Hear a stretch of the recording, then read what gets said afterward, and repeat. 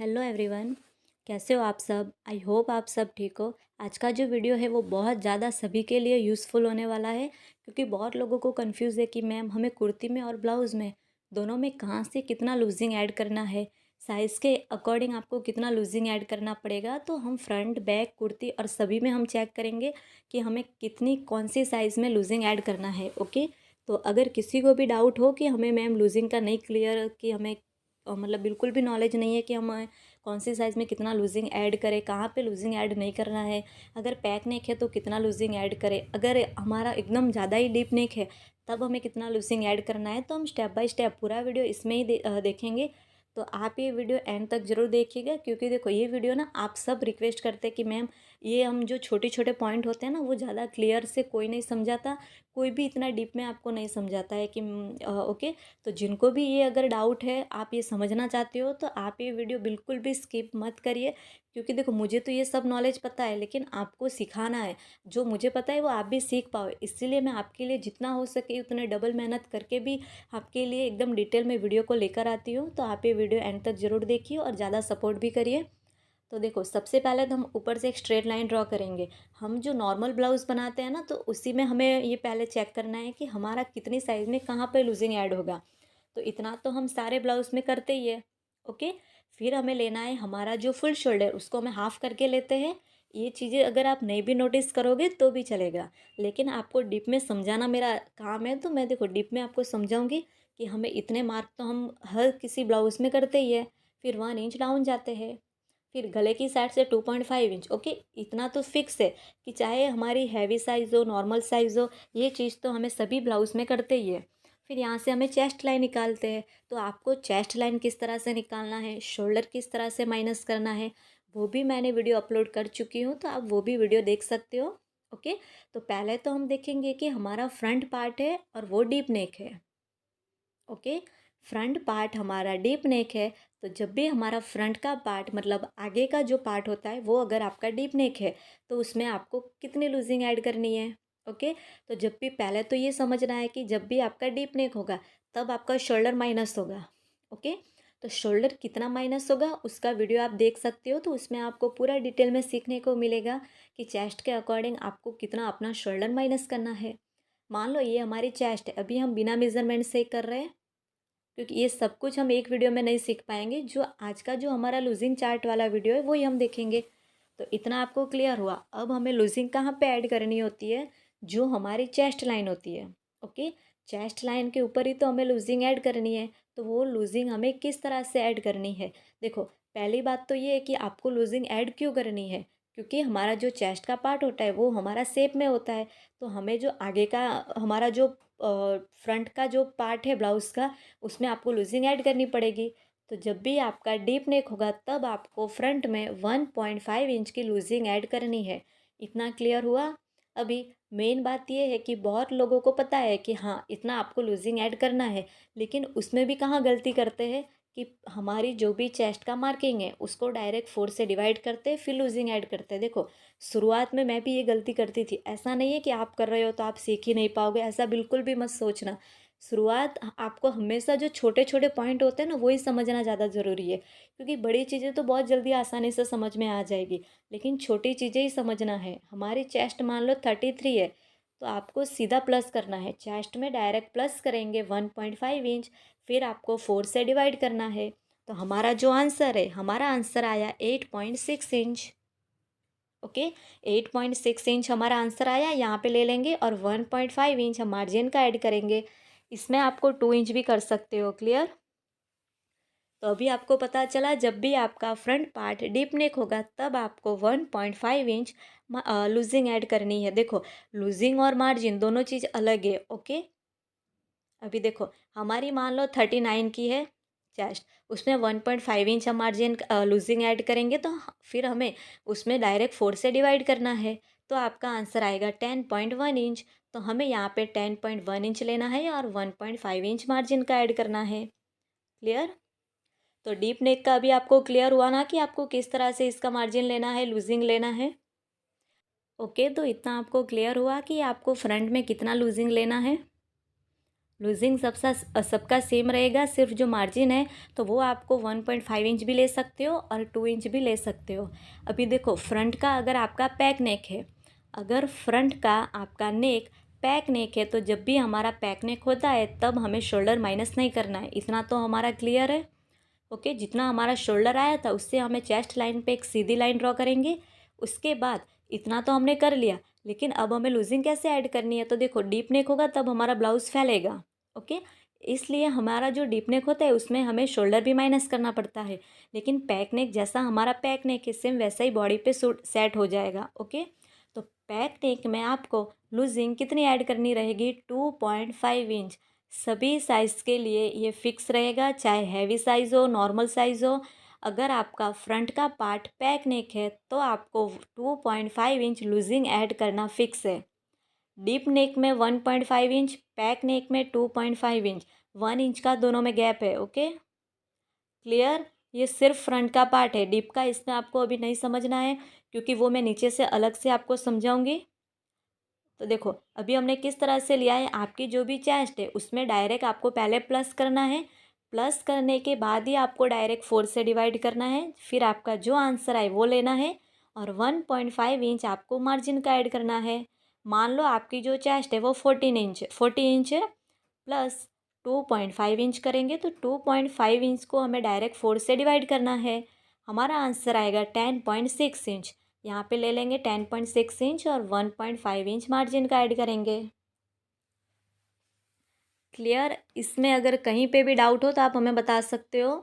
तो फ्रंट या तो हमारा पैक डीप नेक आएगा या फिर पैक नेक आएगा। ओके, डीप नेक में 1.5 इंच लूजिंग और फ्रंट में पैक नेक में 2.5 इंच। फ्रंट का पार्ट आपको क्लियर हो चुका है ना? देखो क्लियर हो चुका है, तो इतना हमारा कंप्लीट है ना कि फ्रंट हमें किस तरह से लेना है। इन दो नेक के अलावा हमारा कोई नहीं आएगा। और सेकंड जो है तो अगर या तो डीप होगा या पैक होगा या फिर आपका कॉलर वाला होगा, तो कॉलर वाला हम अलग से देखेंगे कि आपको किस तरह से निकालना है। अब हम देखेंगे बैक का पार्ट। ओके, ये पूरा हमारा फ्रंट मैंने आपको डिटेल में समझाया है।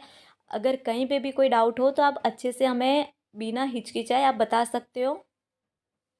ये अब हम बैक का पार्ट पहले हम देखेंगे डीप नेक है।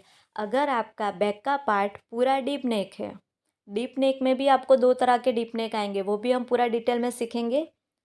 ओके, शोल्डर ले लेंगे, शोल्डर का हाफ 1 इंच यहाँ से डाउन, गले की साइड से 2.5 इंच यहाँ से हम क्रॉस में लाइन ड्रॉ करेंगे। अब हमें हमारा इसमें भी तो शोल्डर माइनस होगा क्योंकि हमारा डीप नेक है और चेस्ट लाइन हमें बनानी है, तो हम बिना मेज़रमेंट से ही पहले ऐसे ही चेस्ट लाइन बनाएंगे। ओके, डीप नेक है ना इसीलिए हमें बनाना ज़रूरी है। ओके, शोल्डर माइनस का हमारा अलग से वीडियो है तो आप ज़रूर एक बार वो देख लीजिए, क्योंकि हर छोटे छोटे पॉइंट आप अलग अलग देखोगे तभी आप अच्छे से समझ पाओगे। देखो यहाँ से मान लो इतना हमारा शोल्डर माइनस हो चुका है। ओके, जब भी आपका बैक का पार्ट डीप नेक होगा तब आपको इसमें कुछ भी प्लस माइनस करने की ज़रूरत नहीं है। क्लियर? डीप नेक होगा तब आपको, और डीप नेक भी कैसा, 2 इंच से आपका अगर रेडी शोल्डर ज़्यादा है और जो पीछे का बेल्ट है वो भी 2 इंच से ज़्यादा है, उसे हमें डीप नेक कहेंगे।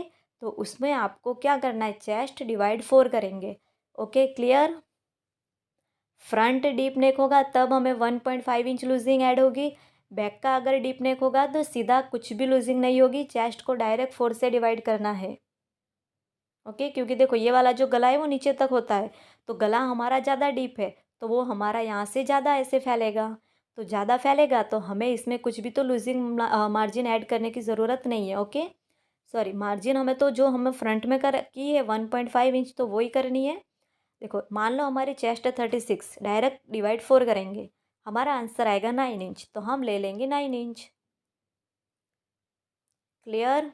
एक बार और मैं रिपीट कर देती हूँ, फ्रंट का पार्ट अगर डीप है तो 1.5 इंच लूजिंग, अगर बैक का पार्ट डीप है तो कुछ भी लूजिंग ऐड नहीं करनी है, सिर्फ चेस्ट डायरेक्ट डिवाइड 4 करना है। Okay, done? इतना क्लियर हुआ?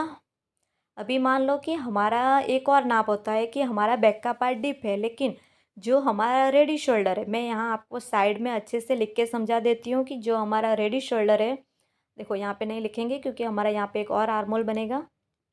देखो यहाँ पे मैं आपको अच्छे से समझा देती हूँ। अगर आपका रेडी शोल्डर 2 इंच है, ओके, 2 इंच है या फिर उससे कम है, और जो नीचे का हमारा ब्लाउज़ का बैक का बेल्ट होता है वो भी अगर हमारा 2 इंच है या फिर इससे कम है, ओके, जब भी आपका रेडी शोल्डर 2 इंच या 2 से कम है या फिर बैक का बेल्ट आपका 2 इंच है या इससे कम है, ओके, 2 से ज़्यादा नहीं बता रही हूँ मैं, उससे कम है, तब आपको क्या करना है, चेस्ट डिवाइड 4 करेंगे, फिर आपको माइनस करना है 1/2 इंच, ओके। देखो, आपको क्या करना है, 1/2 इंच आपको माइनस कर देना है, 0.5 इंच हमारा माइनस होगा। क्लियर हुआ? जब भी आपका शोल्डर 2 इंच या इससे कम है या फिर बैक बेल्ट भी आपका 2 इंच या इससे कम है तो आपका 1/2 इंच माइनस होगा। Okay, clear? देखो, मैं अभी भी बता रही हूँ, अगर कहीं पे भी डाउट हो तो सीधा आप हमें कमेंट कर दीजिए कि हाँ मैम, ये यहाँ पे मेरी कोई गलती दिख रही है, तो आप मेरी गलती भी बता सकते हो। ऐसा नहीं है कि मुझे सब आता है तो मैं परफेक्ट हूँ, ऐसा बिल्कुल भी नहीं है, ओके। बहुत बार ऐसा होता है कि हमें अगर सब कुछ आता है फिर भी बहुत चीज़ें हमें सामने वाले इंसान से सीखने को मिलती है, ओके। देखो, 34 में से हमें 1/2 इंच माइनस करेंगे तो हमारा आंसर आएगा 33.45 इंच, उसको डायरेक्ट 4 से डिवाइड करेंगे, ओके। देखो, आपकी जो भी चेस्ट हो उसको 4 से डिवाइड करना है, फिर आपका कितना माइनस हो रहा है, 1/2 इंच, तो उसको भी आप माइनस कर सकते हो। क्लियर हुआ ना कि आपको 1/2 इंच कब माइनस करना है? Okay, done. अभी हम देखेंगे कि बैक का पार्ट अगर हमारा पैक नेक है तो पैक नेक में हमें कौन सा फॉर्मूला यूज़ करना पड़ेगा। तो देखो, जब भी हमारा पैक नेक होता है तब हमारा शोल्डर माइनस नहीं होता है, ये बात आपको क्लियर हो चुकी होगी, ओके। तो यहाँ पे अभी हमें चेस्ट लाइन पे एक सीधी लाइन ड्रॉ करेंगे, यहाँ से हम सीधी लाइन को ड्रॉ करेंगे। इतना होने के बाद अब हमें क्या करना है कि देखो, ये हमारा पैक नेक है और कौन सा है, बैक का पार्ट। जब भी हमारा पैक नेक होगा तब आपको 2.5 इंच लूजिंग ऐड करनी, सभी साइज़ के लिए फिक्स है। देखो, दोनों में सेम है, सिर्फ आपको चेस्ट लाइन, अगर देखो बैक का पार्ट आपका डीप है तो आपको चेस्ट लाइन में कुछ भी प्लस माइनस नहीं करना है, जैसा है उसको 4 से डिवाइड करना है, ओके। और बैक नेक में आपको 2.5 इंच लूजिंग ऐड करनी है, फिर आपको 1.5 इंच मार्जिन का लेना है, ओके। इस तरह से देखो, मैं सारे नाप आपको अलग अलग पेन से समझा रही हूँ ताकि आप कंफ्यूज ना हो कि कौन सा नाप कौन से पॉइंट का है और कौन से पार्ट का है, ओके। तो अभी आपको क्लियर हुआ कि कौन सा पार्ट हमने किस तरह से लिया है, फ्रंट में हमारा कितना कहाँ से माइनस प्लस होगा, ओके। देखो, फ्रंट का पार्ट आपका चाहे कितना भी डीप हो, कितना भी पैक हो, माइनस कहीं नहीं होगा। क्लियर? माइनस अगर आपका होगा तो आपका होगा बैक पार्ट में, वो भी कब, रेडी शोल्डर और बैक का बेल्ट आपका 2 इंच है या फिर इससे कम है तो आपका 1/2 इंच माइनस होगा, ओके। इतना क्लियर हुआ कि ये हमने किस तरह से नाप लिया है, ओके। डीप नेक में अगर पैक नेक है तो पैक नेक में 2.5 इंच लूजिंग ऐड होगी, चाहे वो फ्रंट पार्ट हो या डीप पार्ट हो। और 1/2 इंच कहाँ से माइनस होगा वो भी मैंने स्टेप बाय स्टेप आपको क्लियर कर दिया है अभी। देखो, बहुत लोगों को ये भी कंफ्यूज है कि मैम कुर्ती में भी हमारा सेम आएगा कि नहीं आएगा। तो देखो, कुर्ती में आपका सेम नहीं आएगा, क्यों? क्योंकि हमारा जो ब्लाउज़ है उसे हम टाइट पहनते हैं, जितना ब्लाउज़ हम टाइट पहनते हैं उतनी कुर्ती हम टाइट नहीं पहनते हैं, इसीलिए आपका दोनों का जो मेज़रमेंट है वो चेंज आएगा। कुर्ती में आपका थोड़ा ज़्यादा लूजिंग ऐड होगी क्योंकि कुर्ती हम थोड़ा सा लूज़ पहनते हैं। अगर आप थोड़ा लूज़ पहनते हो या फिर थोड़ा टाइट पहनते हो तो उन दोनों का अलग अलग है, तो वो दोनों का हम अलग से वीडियो बनाएंगे। तो पहले हमारा ब्लाउज़ का क्लास चल रहा है ना, तो हम ब्लाउज़ का पूरा डिटेल में सीखेंगे, ओके। तो इसमें अगर कहीं पे भी आपको कोई डाउट जैसा लग रहा है तो प्लीज़ मैं रिक्वेस्ट करती हूँ, डाउट मत रहने दो। कहीं पे भी छोटा मोटा डाउट है तो आप हमें मैसेज करिए ताकि आपके डाउट क्लियर हो जाएंगे। क्योंकि देखो, मैंने जो शुरुआत में सिलाई सीखी थी मुझे बहुत ज़्यादा डाउट था, क्योंकि मेरे लिए भी ये चीज़ें थोड़ी सी नई थी। तो जो मेरे डाउट थे वो मैं सबको कमेंट करती थी लेकिन कोई रिप्लाई नहीं देता था, फिर वो डाउट ऐसे ही रह गए, फिर मुझे खुद को सॉल्व करना पड़ता है। या फिर कोई ऐसे होते हैं जिनको मैं वो मेरी गलतियाँ बताते तो उसी में मेरे डाउट क्लियर होते गए। तो आपको इसीलिए मैं कह रही हूँ कि आप अपने जो भी डाउट है अंदर मत रखो, मुझे बिल्कुल भी बुरा नहीं लगेगा। अगर वीडियो अच्छा नहीं है तो भी आप मुझे बता दो कि मैम यहाँ पे आपने गलती की है, आप इससे अच्छा और वीडियो बनाओ, तो मैं ज़्यादा ट्राई करूँगी कि इससे भी अच्छा वीडियो मैं बना पाऊँ। लेकिन डाउट आप मुझे शेयर करोगे तो मुझे ज़्यादा अच्छा लगेगा, क्योंकि देखो मैंने यूट्यूब पे मुझे 6 से 8 महीने ही हुए, मैंने अभी चैनल चालू करी है। तो इसमें मुझे बहुत लोगों के डाउट भी आए, बहुत लोगों के कमेंट अच्छे भी आए, ख़राब भी आए। ऐसा नहीं है कि सब अच्छे ही करेंगे। तो दोनों डाउट मैंने सबको, अगर किसी ने ख़राब भी किया है तो उनको भी मैंने थैंक यू बोला है, किसी ने अच्छे भी किया है तो उनको भी मैं थैंक यू बोलती हूँ, क्योंकि मुझे किसी ना किसी से कुछ ना कुछ सीखने को मिला ही है। तो मैं आपको हर वीडियो में कहती हूँ कि आप जो भी डाउट हो आप मुझे बताइए, आपके सारे डाउट मैं सॉल्व करूँगी। इसमें कुछ भी आपको डाउट हो तो आप मुझे बता देना, ओके। और देखो आप मेरे सारे कमेंट भी देख सकते हो कि जिन्होंने जो कमेंट किया है उनका मैंने उनको अच्छे से रिप्लाई दिया है।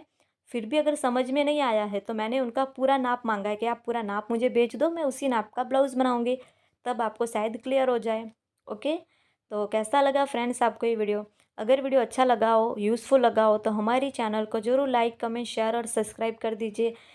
और अगर नेक्स्ट वीडियो आप कोई और अच्छा देखना चाहते हो तो वो भी आप हमें कमेंट में बता सकते हो। Thank you friends.